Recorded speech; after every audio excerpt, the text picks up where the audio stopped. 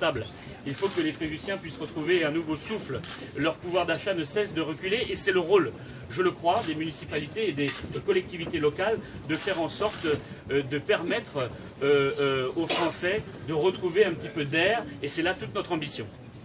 Et avec quelle administration vous allez gouverner la mairie? Est-ce que vous avez des fonctionnaires?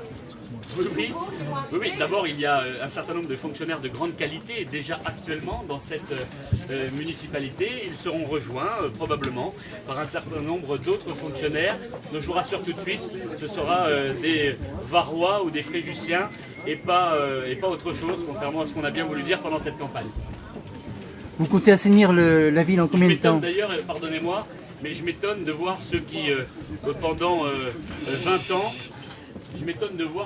20 ans, ont fait rentrer 200 000 immigrés chaque année sur notre territoire, venir nous expliquer qu'il serait scandaleux que des personnes extérieures à notre région viennent éventuellement participer à la gestion d'une commune. Je trouve qu'il y a là un sens un petit peu particulier de la cohérence. Mais vous comptez assainir la ville en combien de temps d'après vous?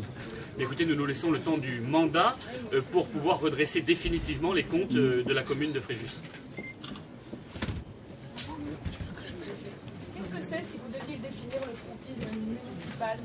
Rachid? Écoutez, c'est d'abord un pragmatisme, parce que nous croyons qu'il est absolument essentiel de tenir compte de la vie quotidienne des Français et de la vie quotidienne, en l'occurrence, des Fréjussiens.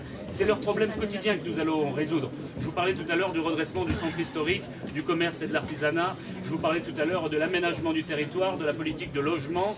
Je pense qu'il est essentiel que nous arrivions à répondre à ces questions et je crois que ce sera le cas demain car encore une fois ceux qui nous ont précédés sont à la tête d'une municipalité qui n'a pas tenu compte justement des problèmes quotidiens des Fréjussiens et nous entendons nous dès demain y répondre activement.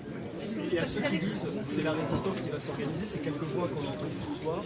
Là aussi, qu'est-ce que vous avez prévu? Mais qu'il y ait des oppositions politiques à Fréjus, c'est bien, c'est tout à fait normal, c'est la démocratie.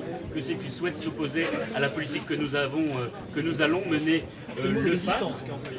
Ils peuvent bien entendu s'opposer à la politique qui sera la nôtre. Il faut simplement respecter le suffrage, respecter les Fréjussiens qui ont choisi dans leur majorité à 45% d'élire notre majorité municipale à Fréjus.